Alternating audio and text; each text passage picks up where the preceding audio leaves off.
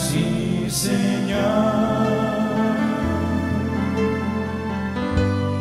de verser à moi ton amour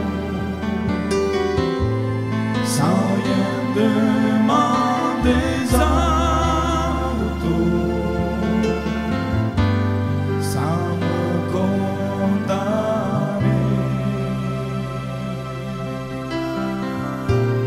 Jésus a transformé ma vie, il en a fait une âme. Voilà, bonjour chers amis, je suis très heureux de pouvoir partager un moment avec vous dans ces temps qui sont des temps difficiles, où notre monde fait face à un virus mortel, où on entend des mauvaises nouvelles jour après jour. On aimerait tellement que les choses s'arrangent, on aimerait sortir de cette crise, mais pour l'instant nous sommes en plein dedans, et que ces moments puissent nous aider aussi à réfléchir sur notre vie, sur notre présent, sur notre avenir. Dans la parole de Dieu, dans la Bible, nous trouvons l'histoire d'un peuple qui va se retrouver lui aussi en quarantaine, comme nous sommes un peu en quarantaine dans le confinement, parce qu'ils ont été eux aussi face à un géant qui les a mis à plat, complètement à plat. Mais ils ont trouvé la solution, ils ont trouvé la délivrance, et j'aimerais voir avec vous de quelle manière cela est arrivé, parce que nous pouvons aujourd'hui vivre la même chose, trouver la délivrance dans celui que Dieu a donné aux hommes, celui qui s'appelle Jésus. Dans la parole de Dieu, dans le premier livre de Samuel, j'aimerais lire au chapitre 17 et à partir du verset 1er. 1 Samuel, chapitre 17, verset 1er. Les Philistins réunirent leur armée pour faire la guerre, et ils se rassemblèrent à Soko, qui appartient à Juda. Ils campèrent entre Soko et Azekah, à Éphès d'Amin. Saül et les hommes d'Israël se rassemblèrent aussi. Ils campèrent dans la vallée des Térébintes, et ils se mirent en ordre de bataille contre les Philistins. Les Philistins étaient vers la montagne d'un côté, et Israël vers la montagne de l'autre côté. La vallée les séparait. Un homme sortit alors du camp des Philistins et s'avança entre les deux armées. Il se nommait Goliath. Il était de Gath et il avait une taille de 6 coudées et un empan. Sur sa tête était un casque d'airain et il portait une cuirasse à écailles du poids de 5000 cycles d'airain. Il avait aux jambes une armure d'airain et un javelot d'airain entre les épaules.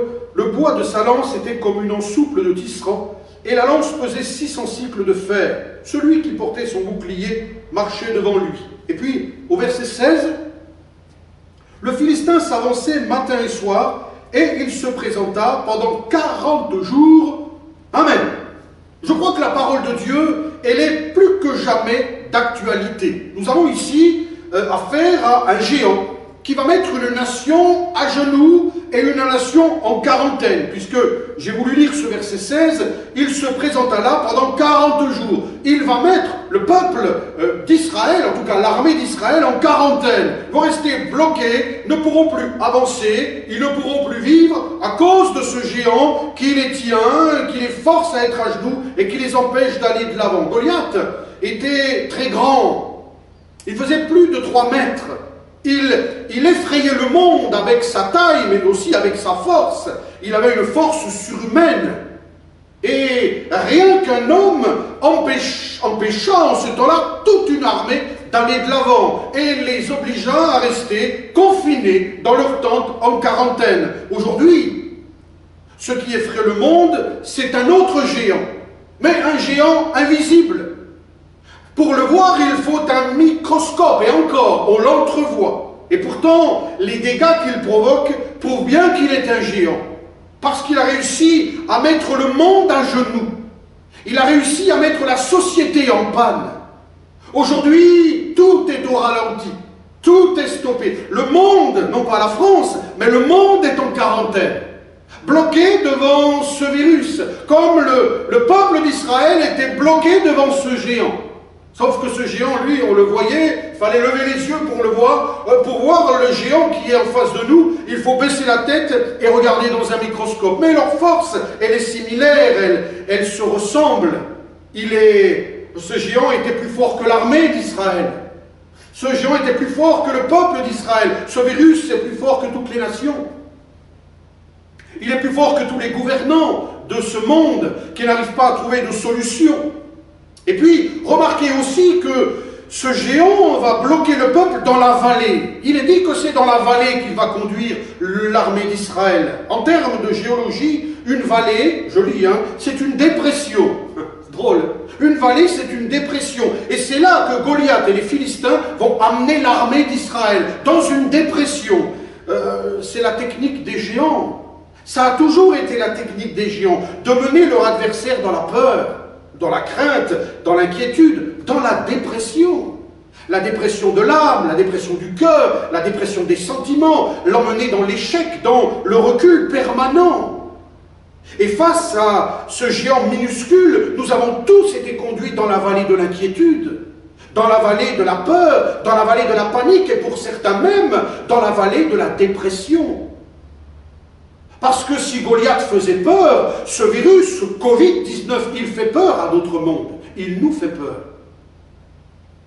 Et face au géant, face à Goliath, c'est tout un peuple qui est vaincu. Avec le recul, quand on prend le temps de réfléchir sur ce récit, c'est quand même incroyable de considérer qu'un seul géant arrive à tenir toute une armée, arrive à contenir toute une armée. Et finalement, tout un peuple à sa merci.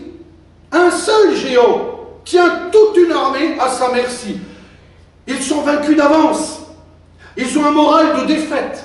Ils sont dans la crainte, avec des paroles défaitistes. Vous relirez l'histoire dans 1 Samuel chapitre 17, mais il est dit, tu n'y arriveras pas, en parlant d'un jeune homme qui voulait l'affronter, tu n'y arriveras pas.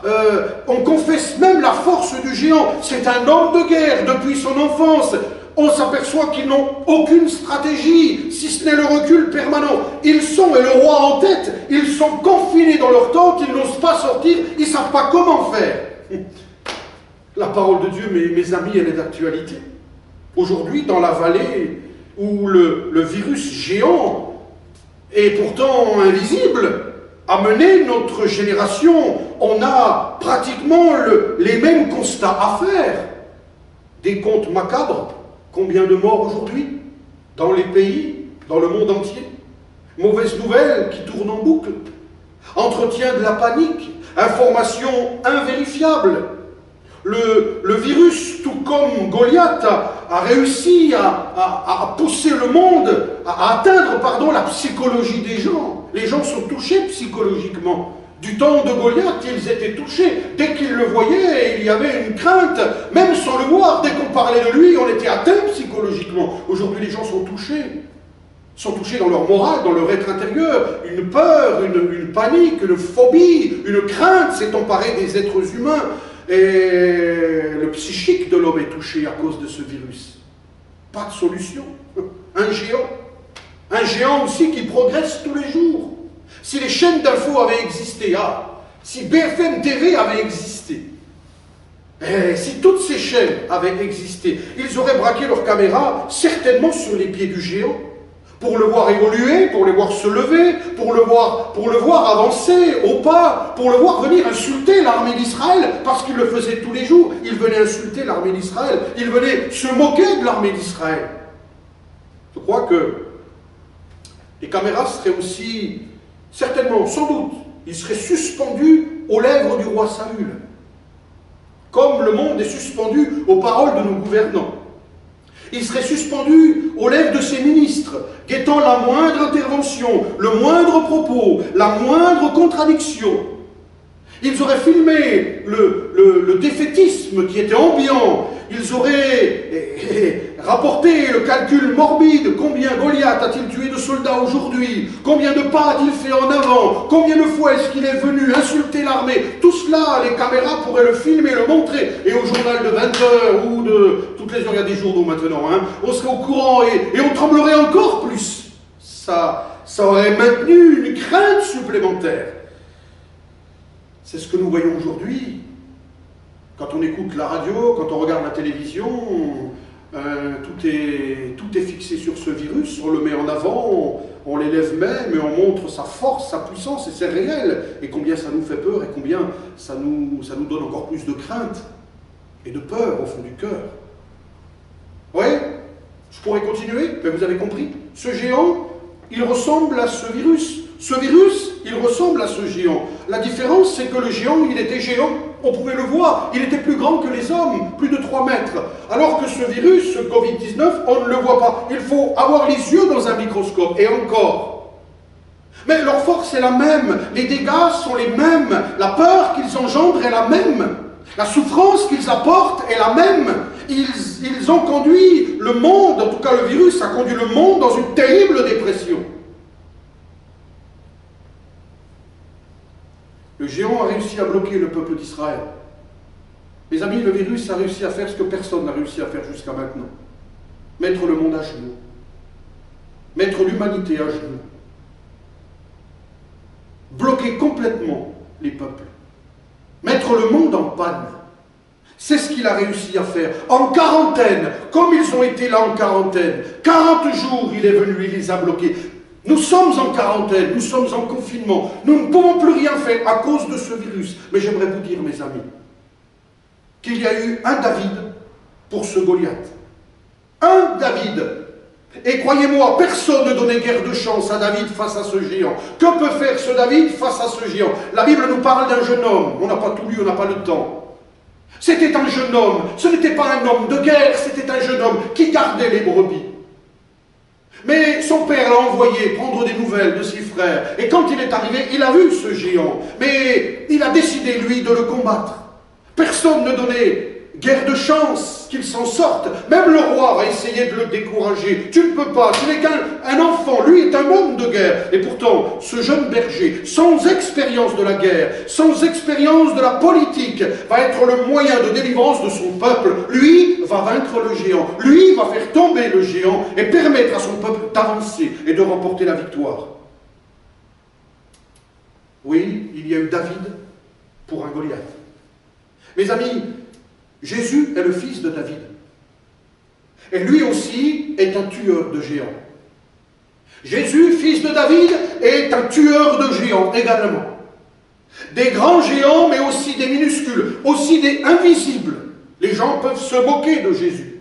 J'aimerais vous dire qu'il est toujours celui qui vient dans nos vallées de peur, de crainte, d'angoisse, de détresse. Il vient pour nous délivrer des géants qui nous font peur. Lorsqu'il était sur la terre, il a délivré les hommes, les femmes de leurs géants. Quelques exemples dans la parole de Dieu. Nous le trouvons un jour assis à un puits, au puits de Jacob. Et il y a une femme qui arrive. Et elle, son géant, c'est l'insatisfaction. Elle n'a jamais pu trouver le bonheur.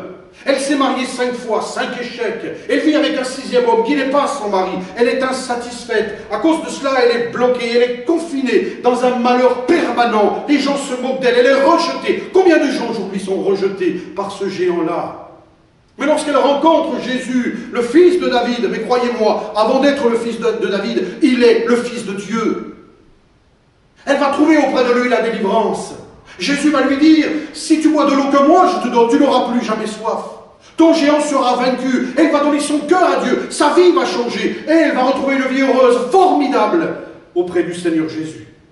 Je pourrais vous parler de ce petit bonhomme qui s'appelait Zachée. Il était un voleur, un menteur. Et lui, son géant, c'était l'argent, c'était profiter sur les autres. Il était percepteur d'impôts au service de Rome. Il volait ses propres concitoyens. Mais il était malheureux au fond de son cœur. Et un jour qu'il cherchait à voir qui était Jésus, il était sur un arbre. Jésus est passé en dessous, le Fils de Dieu s'est arrêté. Zachée, il faut que je demeure aujourd'hui dans ta maison. Et Zachée est descendu, l'a reçu dans son cœur, non seulement dans sa maison, mais dans son cœur. Sa vie, mes amis, a été changée. Lorsqu'il est sorti de cette maison, il dira, j'ai volé, je vais rendre ce que j'ai volé. Et Jésus dira de lui, lorsqu'il est sorti de cette maison, aujourd'hui, le salut est entré dans cette maison. Un homme qui a été transformé. J'aimerais vous dire, mes amis, ce que le monde a besoin, c'est de Jésus-Christ. Il apporte la paix et la joie du cœur. Il enlève de notre vie toutes ces choses qui nous rendent malheureux et misérables. Je pourrais vous parler de cette femme qui était la belle-mère de Simon-Pierre. Elle était atteinte de fièvre. Elle aussi avait un virus. Ce n'était pas le Covid-19, mais elle avait un virus qui conduisait cette femme tout doucement à la mort. Elle était pleine de fièvre, elle ne pouvait se lever, son état empirait. Alors on a été chercher Jésus. Et quand il est venu, il est dit qu'il a menacé la fièvre. Et la fièvre a quitté cette femme. Elle s'est levée, elle n'était plus confinée, elle s'est levée et elle a servi le Maître. Le Seigneur est capable de guérir. Et si quelqu'un derrière cette caméra est malade, j'aimerais te dire que Jésus guérit les malades. Que Jésus n'est pas l'auteur, que Dieu n'est pas l'auteur de ce virus, comme on peut l'entendre par quelques-uns. Non, Jésus lui vient pour guérir. Mais de ce mal, Dieu va en faire un bien pour ta vie. Dieu va en faire un bien pour les hommes. Au travers de ce mal, Dieu voudrait que les hommes réfléchissent et comprennent qu'ils ont besoin dans leur vie de celui qui peut tuer les géants, celui qui s'appelle Jésus. Il peut te guérir de tes problèmes physiques, il peut te guérir de tes problèmes intérieurs, de tes problèmes moraux et spirituels. Pourrais-vous parler de Bartimée, cet homme qui était mendiant aveugle? Et en venant vers Jésus, eh bien, il a été guéri, délivré dans son âme. Je pourrais vous parler de ce Jésus dans la tempête. La barque était sur le point de s'enfoncer, mais Jésus s'est levé, il a calmé la tempête. Je pourrais vous parler de celui qui dira souvent aux uns aux autres, « Oh, sois pardonné de tes péchés ». Tiens, le péché, c'est comme un virus invisible. On ne le voit pas, le péché, pourtant il est là, dans le cœur de l'homme. Il nous touche tous, nous sommes tous touchés par le péché. Le virus Covid-19 touche une grande partie de la population, mais heureusement, tout le monde ne sera pas touché. La Bible dit que tous ont péché. Tous sont atteints par ce péché invisible qui fait que les gens sont tournés vers le mal, que les gens sont tournés toujours pleins de haine, que les gens ne pensent qu'à eux, sont devenus égoïstes, qu'il y a aujourd'hui tant de misère, de violence, de haine, de méchanceté. Tout cela prouve que l'homme et tous les hommes sont atteints par le péché. Et la Bible dit que le salaire du péché, c'est la mort. Mes amis, le péché conduit à la mort. Mais Jésus est le tueur de géants. Et si le péché est un géant, on ne peut pas y faire face, on ne peut pas le vaincre, il est plus fort que nous. Je vais vous dire que Jésus est venu pour vaincre le péché. Et il le dira souvent dans la parole de Dieu, sois guéri, sois délivré de ton mal. Mais il dira souvent, je te pardonne de tes péchés sont pardonnés. Seul le Seigneur peut le faire. Retrouvez-le, ce triomphateur de géants, lorsqu'il se trouve devant, on va dire, un des plus grands géants, c'est la mort. Lorsqu'il se retrouve devant le tombeau d'un certain Lazare, qui est mort depuis 4 jours, il est en état de putréfaction. Jésus est devant ce tombeau, et il dira, « Père, pour moi je sais que tu m'exauces toujours, mais c'est pour eux, afin qu'ils voient ta gloire, et qu'ils croient que c'est toi qui m'as envoyé, que je suis bien le Messie, le Sauveur dont ils ont besoin. » Vous voyez, il utilise un événement douloureux, la mort, pour que les hommes, les femmes qui sont là réalisent qu'il est lui le Fils de Dieu. Alors il dit, Lazare, sors, et que vous le croyez ou non. La Bible dit que Lazare est sorti du tombeau. Son corps est revenu à la vie. Voilà ce que Jésus est capable de faire. On pourrait continuer les exemples, il y en a tellement. David, dans notre récit, va utiliser les armes du ciel, la foi et la prière en son Dieu. Il avait foi, il avait confiance en Dieu. Il va associer cela à de faibles moyens humains, terrestres, une fronde. Vous connaissez l'histoire de David et Goliath. Un bâton, 5 pierres, ça sera suffisant pour détruire le géant. Il le sait, Dieu est avec lui, ça sera suffisant. Quelques moyens humains et surtout cette confiance qu'il a dans son Dieu. Il le dira d'ailleurs, Dieu qui est avec moi me donnera la victoire. J'aimerais vraiment vous dire de tout mon cœur ce soir, c'est par la croix que Jésus a vaincu le péché, que Jésus a vaincu le diable, que Jésus a vaincu la mort. C'est par la croix qu'il peut parfaitement répondre aujourd'hui à vos besoins. Voyez-vous, il nous est impossible de faire face au péché, impossible de vaincre la mort éternelle, impossible de vaincre nos problèmes, nos passions, nos difficultés, impossible. Si on pouvait le faire, on sait bien que nous sommes limités. D'ailleurs, quand on voit notre monde, il est bien limité. Mais Jésus est venu sur la terre des hommes, et lui, il a vécu sans péché. Il a été tenté comme nous en toutes choses, mais il a vécu sans péché. Et plus que cela, parce qu'il a vécu sans péché, il a pris sur lui nos péchés. Il a pris sur lui, il a pris le péché de l'humanité. Il est mort à ta place, il est mort à ma place, il est mort à notre place. Le prophète dira, avant même que Jésus vienne au monde, le châtiment qui nous donne la paix est tombé sur lui, et dans ses meurtrissures, nous avons la guérison. Ça paraît insignifiant. Et pourtant, il a ouvert les portes du ciel pour celui qui veut croire. Comme ça paraissait insignifiant de voir un jeune homme avec une fronde, un bâton, quelques pierres se présenter devant ce géant Goliath, waouh! Combien disent, mais vous parlez de Jésus, qu'est-ce que Jésus peut faire? Jésus mort sur une croix, qu'est-ce qu'il peut changer à notre vie? Est-ce qu'il peut transformer notre vie? Permettez-moi de vous lire une parole de Jésus lui-même. Il dira, il te le dit ce soir, il le dit à chacun d'entre nous, Dieu a tant aimé le monde qu'il a donné son Fils unique, afin que ceux qui croient en lui ne meurent point, mais qu'ils aient la vie éternelle.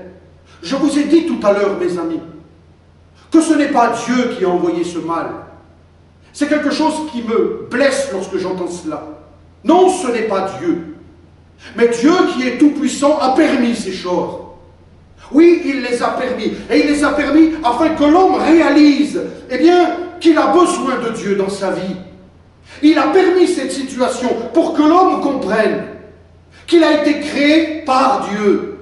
Et que, parce qu'il a été créé par Dieu, il a besoin de Dieu dans sa vie. Tu as besoin de la présence de Dieu. Les hommes ont besoin de la présence de Dieu. Ce qui manque finalement à l'être humain aujourd'hui, mais mes amis, c'est la présence de Dieu. C'est de sa présence dont nous avons besoin. Je n'oublie pas ce récit. Saül était le roi d'Israël. Saül, dans ce moment où il était face à un géant, a oublié Dieu. Il aurait dû inviter le peuple à prier Dieu. Il aurait dû se tenir lui-même à genoux. Il aurait dû aller combattre lui-même. Dieu aurait été avec lui. Mais il avait oublié Dieu. À cause de cela, il se trouve dans un véritable marasme. Et David, lui, est venu avec Dieu dans son cœur. Lui, David, vivait par Dieu. Il n'oubliait jamais Dieu. Et en venant, il a emmené Dieu sur le lieu de la bataille. Et c'est parce que Dieu était là qu'ils ont remporté la victoire. Mes amis, nous vivons des temps difficiles. Nous vivons des temps qui nous font peur. Nous vivons des temps où chaque minute, des hommes sur la terre sont emportés par ce virus. Les gouvernements, les peuples sont à genoux. Et j'aimerais vous dire que cette situation, si elle ne vient pas de Dieu, Dieu l'a permis pour que les hommes réalisent qu'ils ont besoin de lui. Il faut que le monde revienne à Dieu. Il faut que les hommes reviennent à Dieu. Un médecin italien le disait il n'y a pas longtemps. Il a toujours grandi en rejetant Dieu. Il se moquait de ses parents qui allaient à l'église. Et dans son service, il voyait les gens mourir. Il disait lui-même, nous ne sommes plus des médecins, nous sommes des sélecteurs. Nous devons choisir qui va vivre et qui va mourir. Et puis, il y a quelques semaines, un vieux pasteur est arrivé, atteint du coronavirus. Pas parce que nous sommes chrétiens, que nous sommes blindés, que nous ne pouvons pas avoir cette maladie. Il était atteint, il est venu, mais pendant tout le temps qu'il était là, il lisait la Bible aux malades, il priait avec celui-ci, il racontait l'évangile à celui-là, il chantait le Seigneur avec un tel, il parlait de Jésus à celle-ci. Les médecins ont été touchés. Les médecins qui se disaient, on n'a plus de solution. Ce médecin disait, nous sommes arrivés, eh bien, à nos limites. Nous ne savons plus comment nous en sortir. Et il a compris, nous avons besoin de Dieu. Alors cet homme, ce médecin, a écouté l'évangile apporté par ce vieux pasteur. Il a donné son cœur à Jésus et il pouvait le dire. J'ai retrouvé la paix, j'ai retrouvé la joie, j'ai retrouvé l'espérance malgré les situations difficiles. J'ai retrouvé le bonheur. Il a eu mal au cœur de voir ce pasteur mourir, partir dans la gloire. Mais lui pouvait dire, pour terminer, je vais maintenant vivre pour Dieu et chaque jour que je passe, je vais apporter la bonté de Dieu autour de moi. Il a fallu, voyez, qu'un homme vienne et qu'avec la parole de Dieu, il apporte le bonheur, il apporte le salut, la bénédiction. Dieu permet ces moments pour que les hommes reviennent à lui. Voyez-vous, pour que notre monde, qui se croyait si fort, et qui malheureusement en fait est très faible, et très fragile, que notre monde puisse réaliser qu'il a besoin de Dieu. J'aimerais te dire, mon ami, tu as besoin de Dieu. Dieu n'est pas une religion. Peut-être que tu as été déçu par les églises, tu as été déçu par les religions. Dieu n'est pas une religion. Dieu est esprit. Dieu est celui qui manque à notre vie. Nous avons été créés par Dieu, pour Dieu. Un homme dira, dans le cœur de l'homme, il y a un vide qui a la forme de Dieu. Et on peut mettre ce que l'on veut, rien ne peut combler ce vide. Mais Jésus, lui, est cette pierre angulaire qui remplit notre vie, qui nous apporte le vrai bonheur. Vous avez besoin de Dieu. Voilà pourquoi, dans ces moments difficiles, eh bien, il nous faut que Jésus vienne. Comme David est venu, il a emmené avec lui la présence de Dieu. Et ça a été la victoire. Si le monde pouvait se mettre à genoux, je suis heureux d'entendre les gens applaudir à 20 h. C'est bien de le faire. préférais que les gens prient. Je préférais que les gouvernements prient, que le monde prie. Je vous garantis que ce virus, il serait chassé d'un coup. Dieu désire que les hommes se tournent vers lui. C'est pour ça que Dieu a permis cette situation, pour que nous, les chrétiens, et nous essayons de le faire de tout notre cœur, nous puissions amener dans les maisons, dans les familles, amener dans notre monde, dans notre pays, amener la présence de Dieu. C'est ce que David va faire. C'est ce que ce vieux pasteur a fait dans cet hôpital en Italie. C'est ce que Jésus est venu faire. Il est venu apporter la présence de Dieu. Il est venu, d'ailleurs, il est venu annoncer le royaume de Dieu. Il est venu amener la présence de Dieu sur cette terre qu'il a rejetée. Nous avons rejeté Dieu. C'est à cause de ça que tout va mal. Mais nous pouvons revenir à Dieu. J'aimerais te dire ce soir, et je vais terminer avec cela, Dieu t'appelle. Dieu t'appelle à revenir à lui. Il donne la paix, il donne l'espérance, il donne la joie, mais il donne aussi la vie éternelle. Il faut, oui, que l'homme retrouve le chemin de la présence de Dieu. Le seul qui peut te donner le bonheur, le vrai bonheur, le seul qui peut te donner la vraie assurance, le seul qui peut mettre la paix dans ton cœur, malgré les difficultés que nous sommes en train de vivre, le seul qui peut inverser la tendance, le seul qui peut changer le mal en bien, mes amis, c'est Jésus. Jésus est mort sur la croix pour pardonner nos péchés. Il a pris sur lui nos offenses. Le sang de Jésus nous purifie de tout péché. Et parce qu'il est mort sur la croix, si nous le croyons, alors il nous réconcilie avec Dieu. Nous retrouvons le contact avec Dieu. Comme le peuple a retrouvé le contact avec Dieu par la venue de David, nous retrouvons le contact avec Dieu par la venue de Jésus, par sa mort, par sa résurrection. Il est vivant, nous le fêtons en ce moment. Jésus-Christ est ressuscité. Il donne, il offre la vie éternelle à ceux qui croient. Ceux qui donnent leur cœur à Dieu, qui décident non pas d'entrer dans une église, dans une religion, mais qui donnent leur vie à Jésus, alors ils sont pardonnés, libérés de leurs péchés, ils retrouvent le contact avec Dieu, eh bien ils trouvent le bonheur, ils trouvent la joie de vivre, ils ont la paix dans leur cœur, et ils ont l'assurance de la vie nouvelle et de la vie éternelle. Celui qui est en Christ, dit la Bible, est une nouvelle créature. Les choses anciennes sont passées, voici, toutes choses sont devenues nouvelles. Vous avez besoin de Jésus. David est arrivé, il a lancé la pierre avec sa fronde, vous connaissez l'histoire, le géant est tombé. Et le peuple n'est plus resté en quarantaine, il a pu reprendre la route.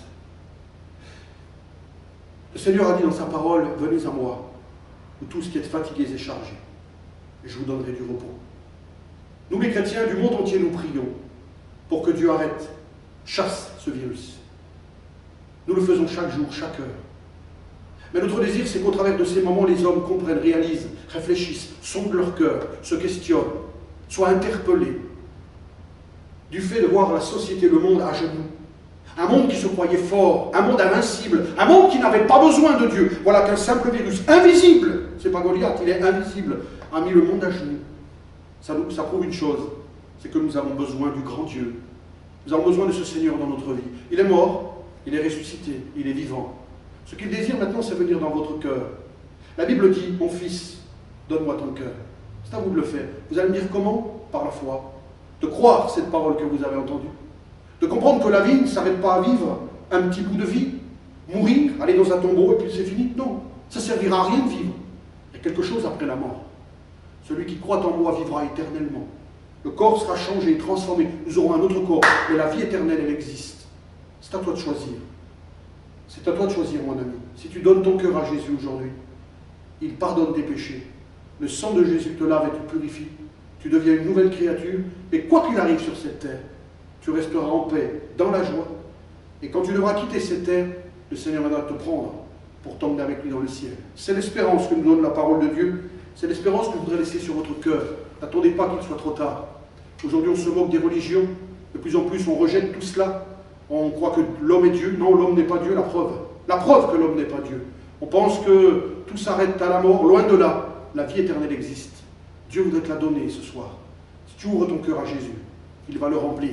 Et tu vas savoir ce que c'est que le vrai bonheur. Et d'avoir l'assurance du ciel. J'ai rencontré le Seigneur dans des moments difficiles. Je lui ai donné mon cœur. Ma vie a changé. J'ai aujourd'hui l'espérance. J'ai le bonheur comme tant de chrétiens. J'ai la joie de vivre. Je traverse ces moments difficiles comme les autres, avec quelques craintes, quelques doutes. Mais Jésus est dans mon cœur, il met la paix. Je sais qu'il y a sa joie, il y a sa présence en moi. Et je sais que même si un jour je dois partir, il me prendra, il m'emmènera dans le ciel. Ça change une vie quand on a cela dans son cœur. Je souhaite que vous ayez cette assurance, simplement en priant avec moi et en donnant votre cœur à Dieu. On peut baisser nos fronts quelques instants? Alléluia. Notre Père, merci pour ta parole, parce qu'elle est vivante. Cet après-midi, ce soir, Seigneur, tu rappelles combien l'homme a besoin de toi. Nous sommes des créatures de Dieu, nous avons été créés par Dieu et pour Dieu. Et si le monde est malheureux aujourd'hui, c'est parce qu'il t'a rejeté, comme Saül t'avait rejeté. Alors nous nous trouvons dans nos dépressions, dans nos vallées, remplies de tourments, de détresse, d'angoisse. Et aujourd'hui, face à ce géant invisible qui nous tient à genoux, en quarantaine, dans la détresse. Et Seigneur, comment en ce temps, il y a eu David, qui est venu, Seigneur, et qui a avec lui apporté la présence de Dieu. Tu nous as donné Jésus.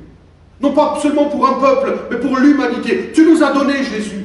Jésus est venu pour nous apporter la présence de Dieu. Il est venu pour nous rapprocher de Dieu. Il est venu pour nous donner cette paix, cette joie, mais pour pardonner nos péchés, nous réconcilier avec Dieu. C'est pour ça qu'il est mort sur la croix. C'est pour cela qu'il est ressuscité. Il nous a ouvert les portes du ciel. Seigneur, cette soir, touche les cœurs. Rappelle à tous ceux qui écoutent, qui ont regardé cette prédication, ce moment, rappelle-leur que tu les aimes. Tu les aimes tellement que tu as donné ta vie pour eux.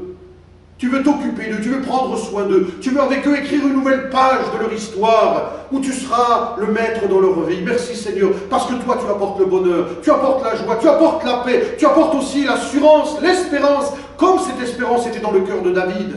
Merci Seigneur de ce que tu fais tomber les géants. Et le plus grave, le plus méchant de tous les géants, c'est le péché.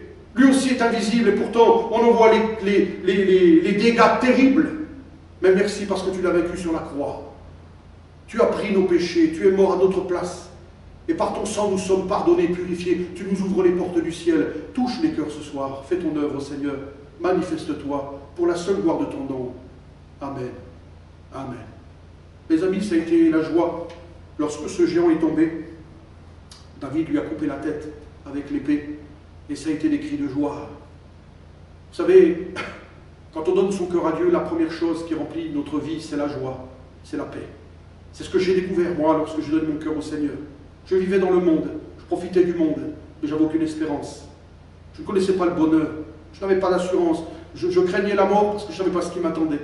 Mais quand Jésus est venu dans ma vie, il a tout changé. Quel bonheur de vivre avec Dieu, quel bonheur d'avoir le Seigneur dans son cœur, quel bonheur de vivre par la foi. On n'est pas des gens extrémistes, loin de là, on est équilibrés. Nous vivons dans le monde, nous prions pour les gens du monde, mais nous avons une espérance dans le cœur, nous avons la présence de Dieu en nous. Il nous donne cette joie, cette paix. Je prie de tout mon cœur pour que vous puissiez aussi avoir cette joie dans votre cœur. Je vous invite à lire la Bible, c'est la parole de Dieu. Lisez la Bible, vous allez découvrir combien Dieu est bon. Je vous invite, on ne peut pas venir à l'église pour le moment parce que nous sommes confinés à cause de ce géant. Nous sommes confinés. Mais je vous invite, eh bien, nous avons une radio, allez sur notre site éclatdevie.fr, www.éclat-de-vie.fr. Il y a plusieurs espaces et il y a une radio, vous verrez, radio Éclat de vie. Il y a des messages comme celui que vous avez entendu ce soir, tous les matins à 10h30, tous les après-midi à 15h30, tous les soirs à 20h30. Écoutez, vous allez découvrir le Seigneur. Lisez la Bible, priez, parlez à Jésus. Vous verrez que vous allez retrouver la présence de Dieu. Et avec lui, vous allez trouver le pardon de vos péchés, la paix du cœur, la joie de vivre, la force de traverser cette épreuve. Et quand vous allez en sortir, venez nous rejoindre à l'église, 77 boulevard de Pont-de-Vivron. Venez découvrir l'amour de Dieu. Vous allez voir combien c'est bon de vivre avec le Seigneur. On est loin de tout ce qu'on entend, de tout ce qu'on nous dit. Oh, les chrétiens sont des fanatiques. Les chrétiens, c'est pour les malades, c'est pour les personnes âgées. Dieu est pour les personnes âgées et pour les malades. Non, nous avons tous besoin de Dieu. Les hommes ont besoin de Dieu parce qu'ils sont des créatures de Dieu. Mon ami, Jésus t'aime. Jésus t'aime. Que tu le rejettes, que tu t'en moques. Jésus t'aime et il veut changer ta vie. Je vous souhaite une bonne soirée. Que Dieu vous bénisse abondamment. Et je l'espère de tout mon cœur. À bientôt de se retrouver dans la présence de Dieu.